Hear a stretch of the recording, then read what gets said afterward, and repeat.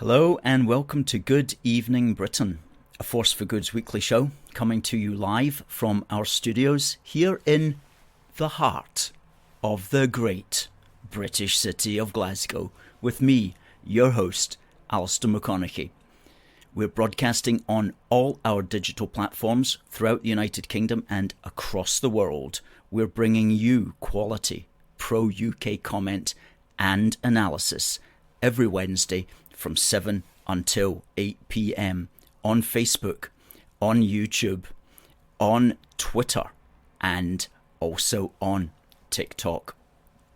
This is the show where we're British, we love the United Kingdom, especially on this Valentine's Day, and we want to stay together. And if that's you, please keep watching, and if that's not you, please keep watching anyway because you might learn something. Folks, please do send in your comments, send in your greetings. Please tell us where you are watching from on this great British evening. And you know, this is the show where we put the United Kingdom first in all things because we know we are in a fight for the hearts and the minds and the souls of all the people of these here islands. And this is our 90th show, our 90th Good Evening Britain show on this auspicious Valentine's Day and also Ash Wednesday. It's not often that the 2 days fall together, but they've done so today, and we'll be making reference to that later on in the programme.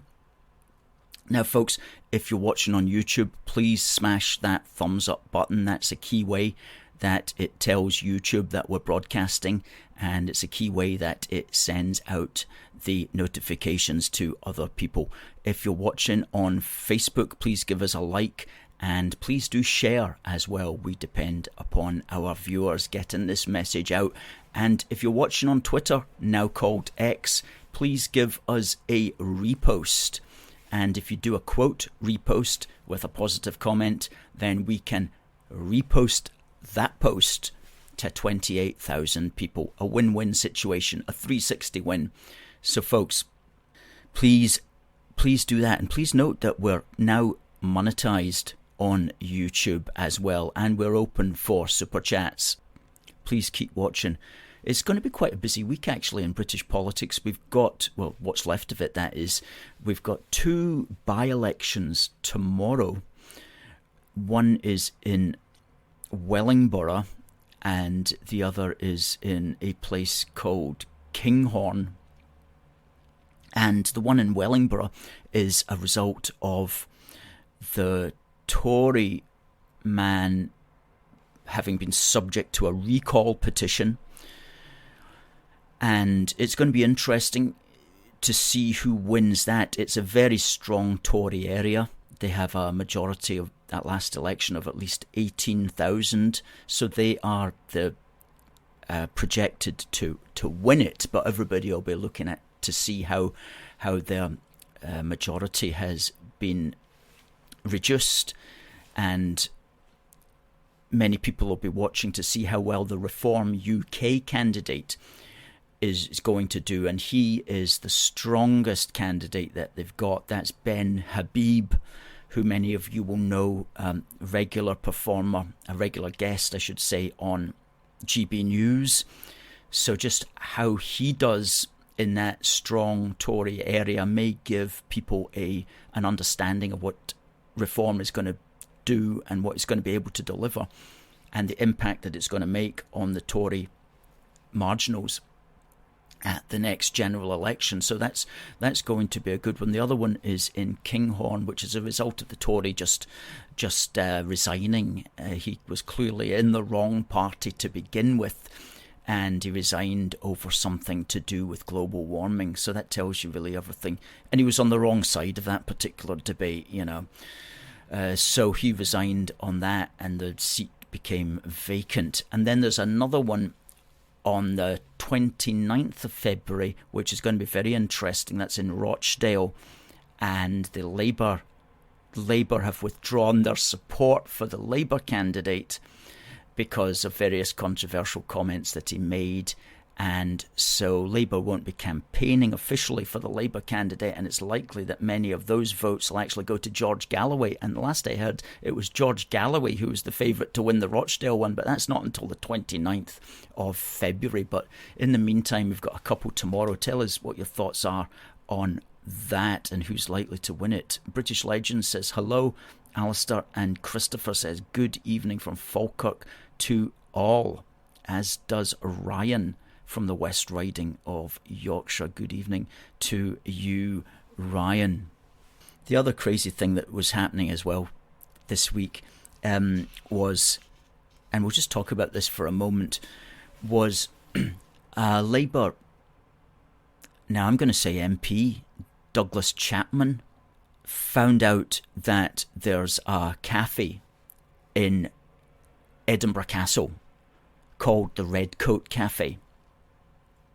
And Douglas Chapman has form for making crazy comments on his Facebook and Twitter pages, but he got all upset about this, and he did one of these, pile-ons, as it were, and got all his colleagues to attack the Redcoat Cafe inside Edinburgh Castle, and not really quite sure why.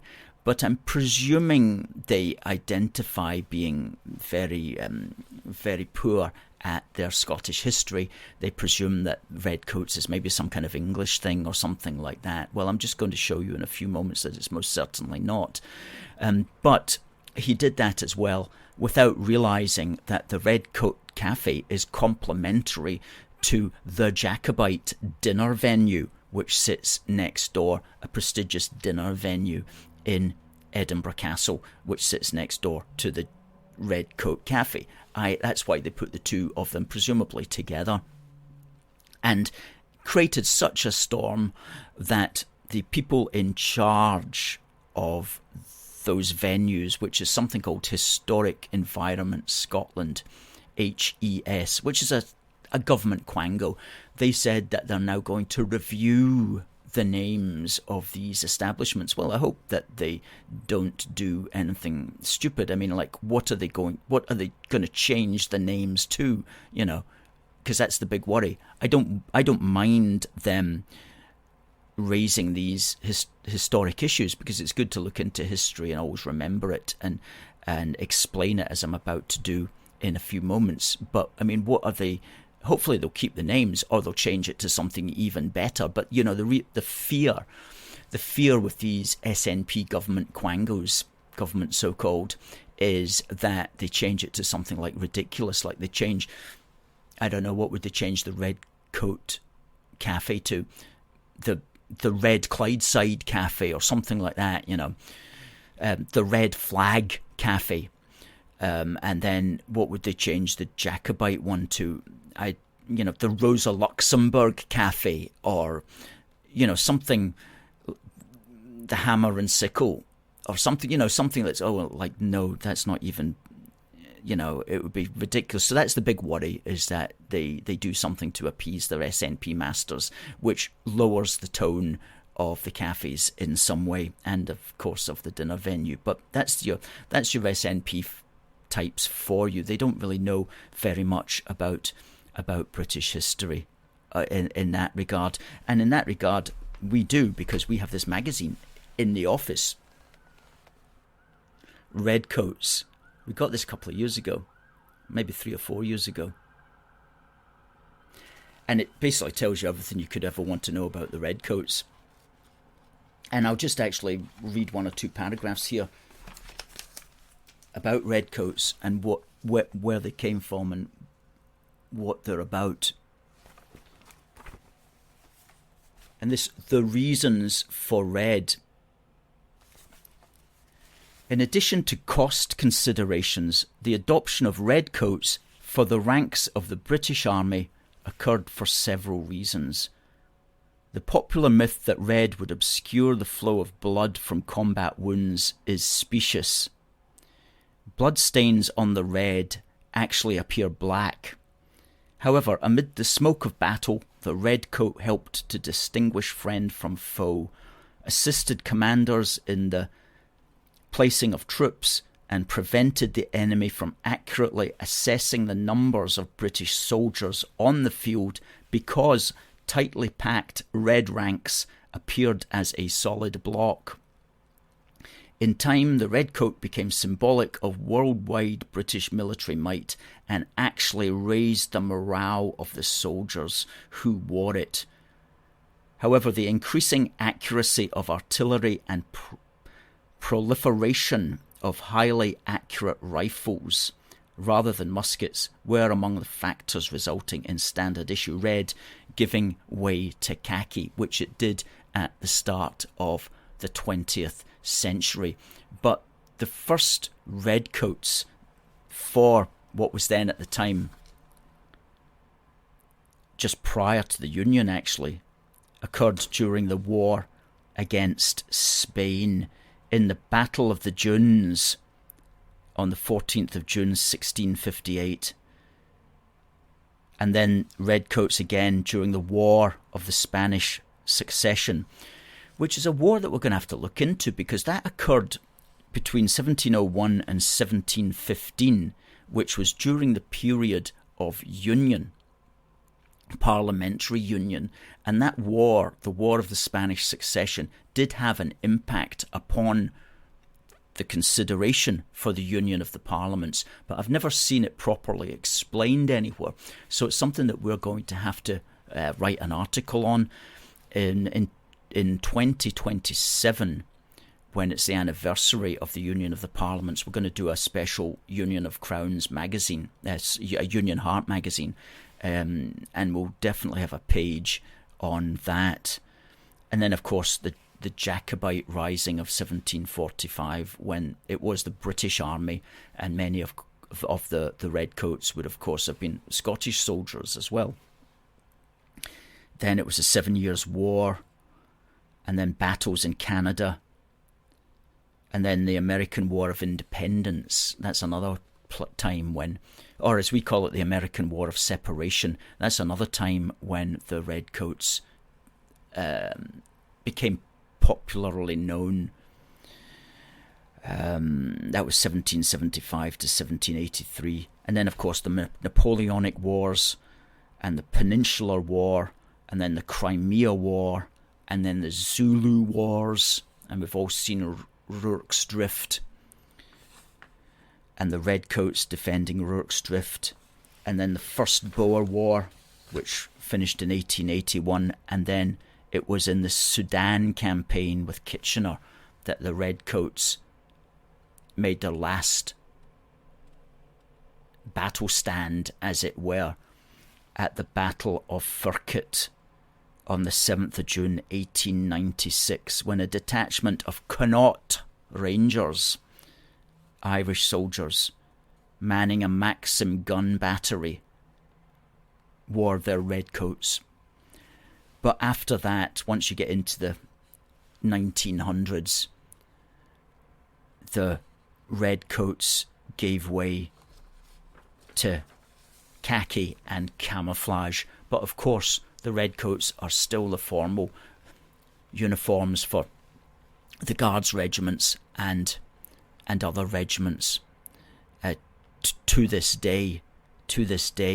And let's just look at some pictures here, which I'll describe for you. The first redcoat picture that we've got up. Well, there you go. Who's that charging into battle in 1815? That's the redcoats of the Scots Greys. That famous painting by Lady Butler in 1881. Okay.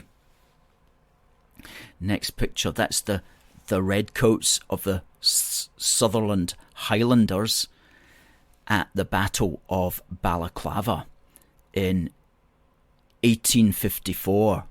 A very famous stand of the Scottish redcoats there against the Russian cavalry. Okay, now these guys are not redcoats, but this was the final painting of the man who painted that thin red line, Robert Gibb. The final painting just before he died was of Highlanders in World War One, and we put that out there just to show you the similarity between that and the previous picture. Notice the Highlanders kilted with bayonets and in a line with enemy wounded in front of them. Let's just switch back to the previous thin red line painting to see the similarity between those two paintings. Okay, back to the World War one. Indeed. Okay, now, just to show that there are redcoats today, we encountered a few years ago when we were outside Holyrood at the opening of the Scottish Parliament, and which is a very British occasion, as we always say, and the Scots Guards were there. Let's see a few pictures of them in their redcoats. There they are, coming down the Royal Mile, and the first detachment there of Scots Guards are followed by a vehicle in which the Crown is sitting. Okay, next pic. There we go, close up of the Scottish Redcoats. Okay, there's another one.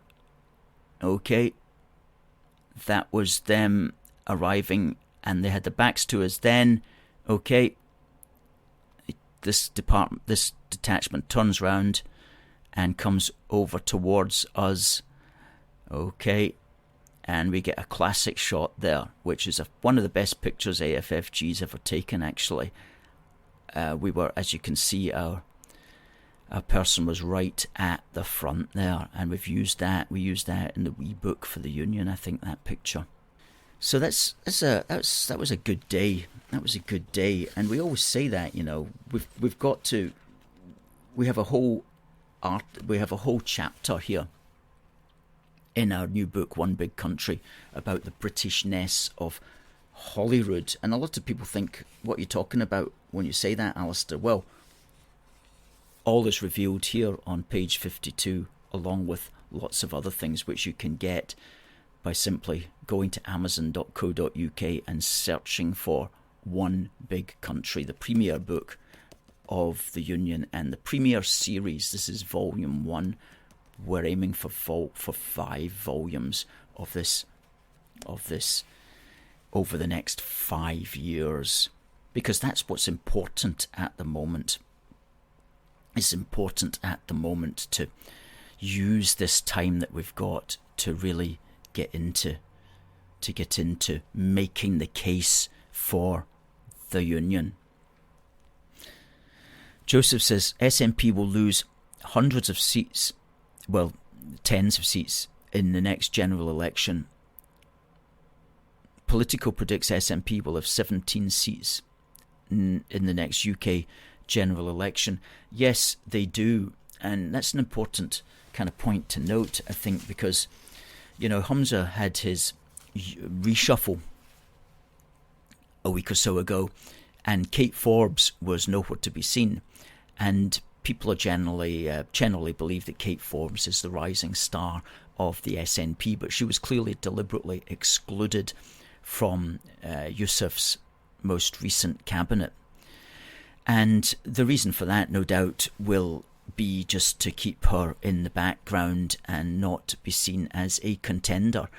But if, as the person there on TikTok is correct, and the SNP do lose a lot of seats at the general election coming up later this year, then Yousaf's leadership is going to be called into question.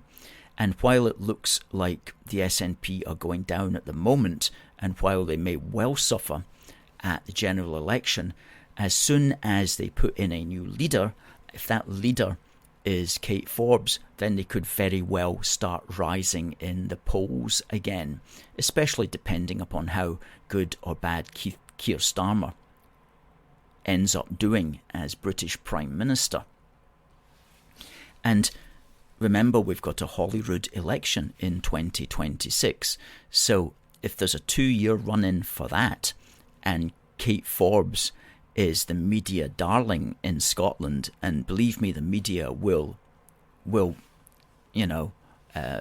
make her the media darling, then you could be looking at the SNP getting all the support back again in 2026, because that's the way that politics works. So often is there's such a large number of floating voters that they bounce between parties and they're easily swayed by one or the other. And so Scottish politics tends to be at the mercy of that floating ballot. And so for our part as pro-UK people, as unionists in general, we can never really rest. We've always got to be making the case. We've always got to be standing up for what we believe in. And what we here at A Force for Good are doing is making a conscious effort to use this time to continue to develop our arguments, to continue to develop the material that we produce, our magazines and our books, continue to build our network, and just continue to consolidate the pro-UK position as much as we can, so that if called upon, we have got the materials to help make the case, as well as using this time, of course, to convince people that the United Kingdom is an important thing, the best thing that we can possibly have at the moment. And so if you agree with us, please do consider supporting us in whatever way that you can. Christopher says the media are facile and supine in Scotland. That's absolutely true. James says it's a great shame the nationalists only want to cause division. They're splitting of the dummy over a cafe name. Their spitting of the dummy over a cafe name highlights their pathetic, childish tantrums. Paul says, things are going the unionist way. Let's not snatch defeat from the jaws of victory, because the nationalists are facing defeat at this general election. Well, I absolutely agree with you, and so much, Paul, is going to be in the hands of well, it's going to be out of our hands, because it's going to depend upon how well Labour do, if indeed Labour become the next British government. And a lot of people are very concerned, of course, about just what Labour will do. From a unionist perspective, of course, we're concerned about the amount of new powers that they're going to give directly into the hands of the SNP, so that the SNP can wield those new powers against Labour in 2026. And that's really what it amounts to. That sounds ridiculous, but that's what would be happening if Keir Starmer gets in and he gives more powers to the SNP. These are powers that will be wielded to try to stop Labour getting into power in 2026. That's how stupid, how utterly stupid the Labour leadership is, unfortunately, as far as dealing with the SNP is concerned. And we know this because this is how they deal with them all the time. Let's hope, though, that wiser heads prevail. And, maybe we should actually send a copy of this to Keir Starmer and a copy to Anas Sarwar, in order to maybe say at least, we told you so. So today is Valentine's Day, but it is also Ash Wednesday. And Ash Wednesday is the beginning of Lent.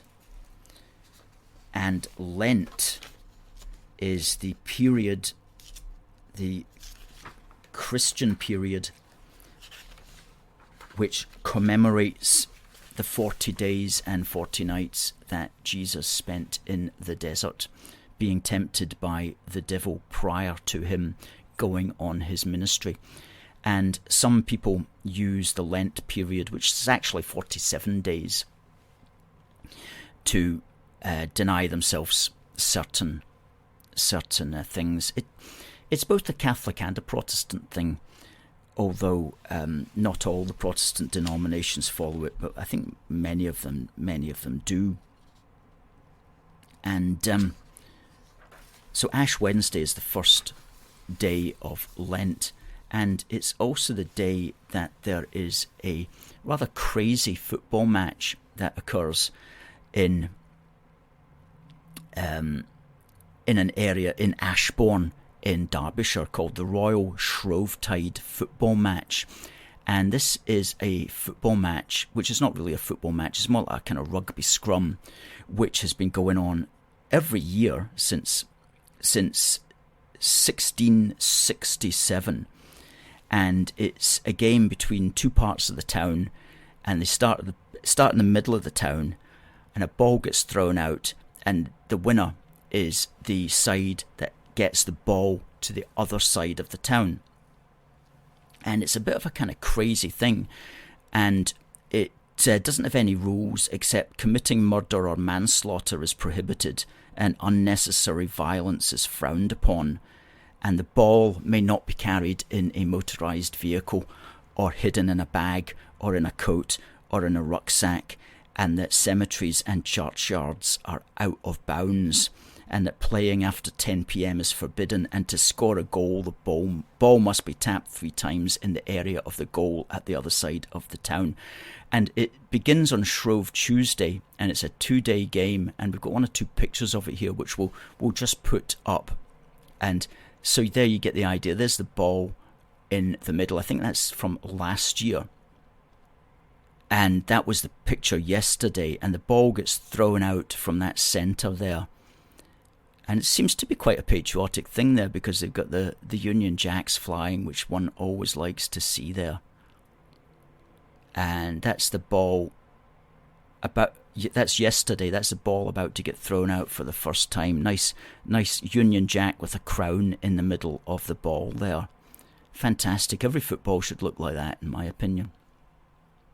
Now, what's very interesting is it's called the Royal Shrovetide football match because it was given royal assent back in 1928 when the then Prince of Wales, who became King Edward VIII, turned up to support it. Well, Prince Charles turned up to support it in 2003, and there's a couple of fantastic pictures here which we'll just put up. Here's the first one. He's about to get lifted up onto these guys' shoulders and carried through town, Prince Charles with the ball there. And the next picture is an absolute cracker. There you go. Prince Charles getting carried through Ashbourne, Derbyshire, on the shoulders of these 2 worthies there, with a good crowd of lads in the background cheering him on. Classic photograph, that. Really, really good.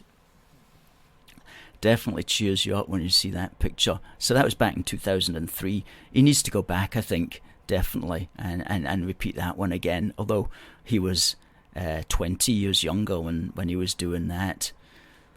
So maybe not so much these days.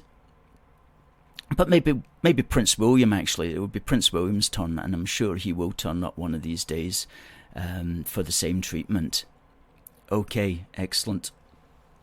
So there's also a similar game that only lasts for 2 hours in Atherstone, which is in Warwickshire, which seems to be just like the same kind of thing. Some videos on that which you can see on the internet, which are a little bit scary, I have to say. Anyway, that's today, Ash Wednesday. I don't know how that goes down with how that went down when it started out in 1667 with the local minister, but anyway, it's a tradition that's carried on ever since.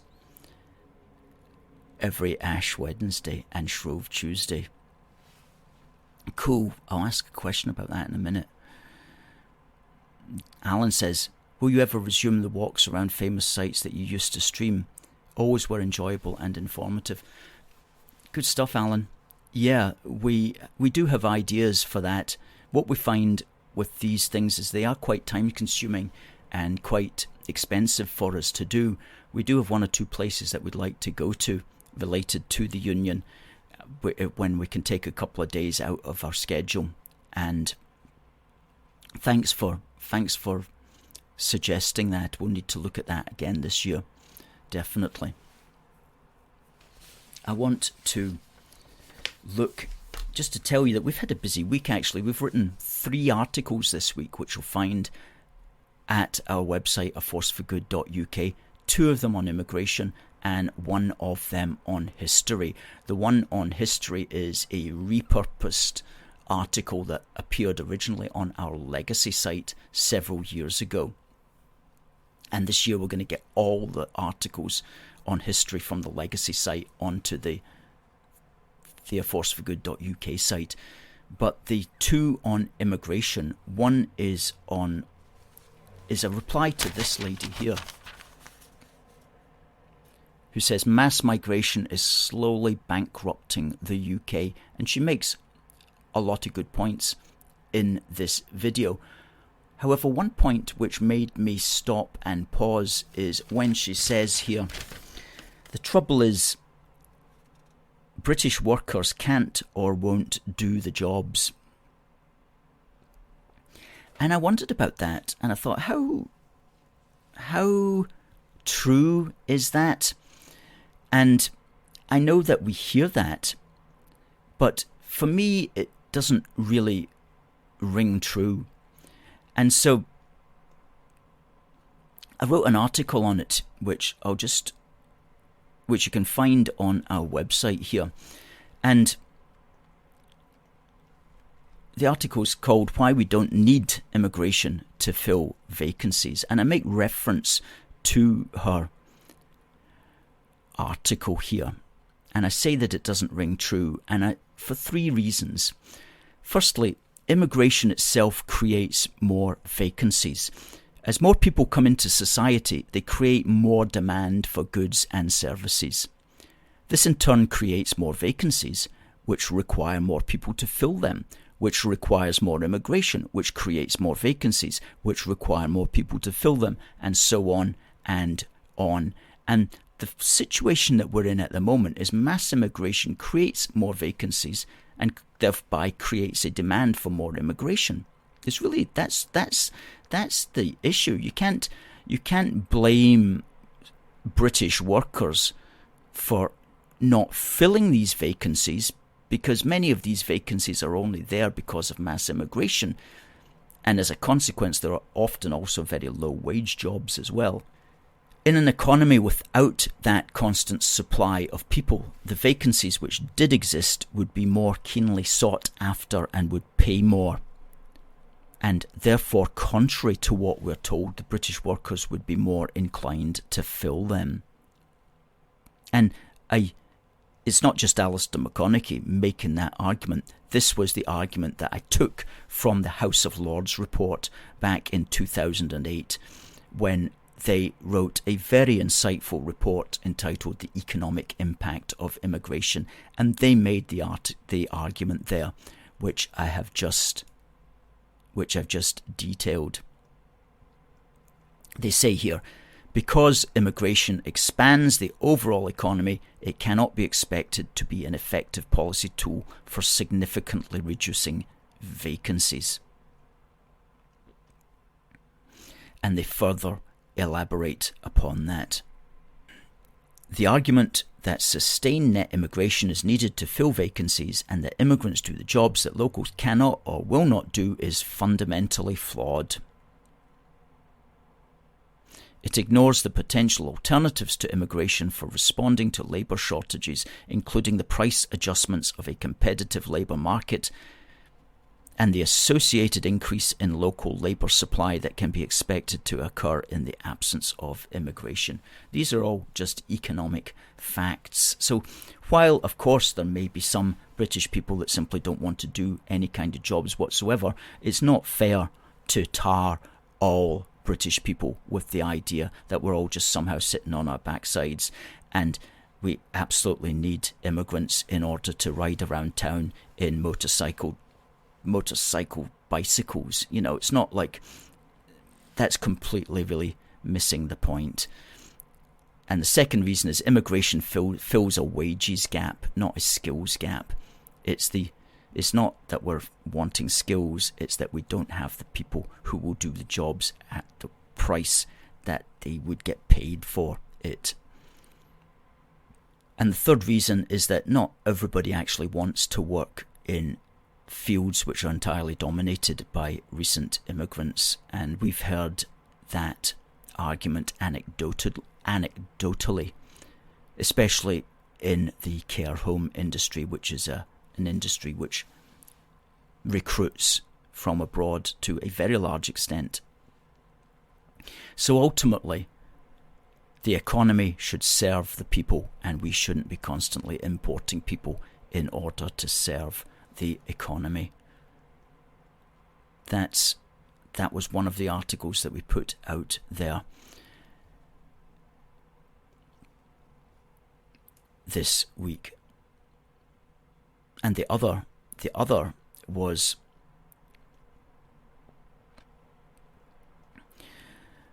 the other was on asylum numbers as well, which are really going crazy at the moment. And we compared asylum numbers in this year, in 2022, the last year for which we have information. We compared that with the asylum figures in 1979. And this is some original research that we did here. And in 1979, we discovered that there were 1,563 primary applications for refugee status. 1,563. However, in 2022, there was 81,130 applications, which related to virtually 100,000 individuals when you include dependents. And so what that is saying is the 2022 figure is 52 times the 1979 figure. And is it really right to say that the world has become 52 times more dangerous since 1979? Of course not. 1979 was a hugely dangerous decade worldwide. Wars everywhere, with the Cold Wars raging in Africa. So clearly, what's changed? And we list 5 reasons why asylum applications are 52 times what they were in 1979. And really at the top is the fact that in the 70s, the legal concept of human rights had not yet been weaponized politically.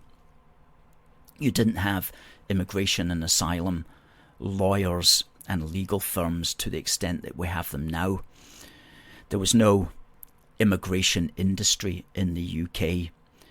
There were very few charities and NGOs that had a vested financial and ideological interest in working to perpetuate the immigration and asylum market. And as a consequence, in the intervening years since 1979, this legal sector, this charity sector, this NGO sector has achieved a massive victory over the United Kingdom government. And the victory has been so complete that we are at the point today where even a Conservative government will pay millions of pounds of British taxpayers' money each year to these organisations to help them oppose the government's own policies on immigration and asylum. That's how great the victory has been for that sector over not just the British government, but over British democracy. And so the way out of that is to have a government that defunds that sector entirely, because it's ridiculous that, for example, charities that are lobbying against the Rwanda bill have been given £209 million of our money in the recent past. 265 so-called charities. That's a lot of our taxpayers' money in order to confound the democratic will of the British people. And the 4th and 5th reasons are actually not the main reasons, but they're certainly reasons. The main reasons are the ones that which I've just discussed, but the others which are also impactful are the fact that there's a massive pull factor with our generous UK welfare payments, and the mass communication systems, of course, have become a lot easier since 1979, and the mass transport systems have become more accessible. But the real reason is simply the victory of the ideology of the immigration industry, the victory of their ideology, which has led to their to the funding as well, which they enjoy, which means that they can basically decide what the policies of the nation are going to be, defund them, and will be some way towards getting things back onto an even keel again. And as we say there, it's time to overhaul the legal framework and to defund the immigration industry, which means removing all British taxpayer funding from the legal firms, the charities and NGOs which have a vested financial and or ideological interest in perpetuating this massive movement of people into the UK. Okay. Well, ladies and gentlemen, if we get a government that can do that, that would be an ideological revolution, an absolute revolution. And we may be some time off that, but it's certainly what is ultimately required. Now, will we hear that from groups like the Reform Party? Let's hope so. Let's get that information to them and let's share that around. Great stuff. Great stuff. Now, folks,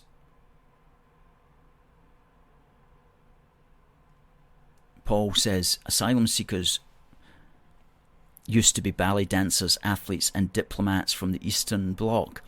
Yes, I remember that in the 80s it was always the Soviets or people fleeing for whatever reason the Soviet Union and somehow managing to get out of the Soviet Union. Don't know how they wangled that one. Christopher says, you have just defined cultural decadence in your analysis, a society that works against its own interests. Indeed, TC says, ever get the feeling we're being taken for idiots and mugs? Yeah, it's a depressing feeling, a very depressing feeling. And Matt Goodwin wrote an article which appeared in The Sun yesterday, and in it he finished off by saying, he was talking about the housing crisis and how it's basically comes down to just the huge numbers of people that are coming into the country. He goes, in 12 years' time, Britain's population is projected to explode by another 6.6 million, 6.1 million of which will be because of immigration. This is equivalent to about 5 cities the size of Birmingham and is 70% of the way to a city the size of London. Where exactly are we going to house these people seriously? This is why increasingly many young Brits are now giving up on the social contract that has underpinned our country for decades. This is such an important point, the social contract. Namely, if you work hard and play by the rules, you'll get a foot on the housing ladder. These are people who are playing by the rules, who have jobs, who have strong prospects, who want to see the best in Britain, who want to contribute to the collective pot for decades. But today, many of them cannot escape the conclusion they have not just been left behind, but actually screwed over. This is why, unsurprisingly, young Brits are now rapidly giving up on the idea that their leaders in Westminster are serious about solving the real drivers of the housing crisis, rather than just fiddling around the edges. Britain can have mass, uncontrolled and unsustainable immigration, or it can have affordable and available housing, but it can't have both. Very well said by Matthew Goodwin in The Sun there on the 13th of February 2023. Budgie Burger is not impressed with reform. He says they're just the Tories under another name. Don't expect anything different. Well, you may be right, but let's always hope for the best, and let's get good ideas out to people who might be able to make a difference. And even Keir Starmer, we worry that things might go completely wrong under his leadership, but maybe he'll surprise us. Maybe he'll realise that the social contract is something that needs to be protected, and maybe he'll throw off the power of the NGOs and the charity sector and the London metropolitan elite that is over him, and maybe he will be able to do the right thing by the rest of us. Now, okay, it's after the top of the hour, so we'll say good night, folks. Thank you to everybody who has been commenting on TikTok and elsewhere. Use us as a nice little pin badge. Thank you, sir. We'll be back next Wednesday. It just remains for me to say, God bless the United Kingdom, and God save the King. See you next time.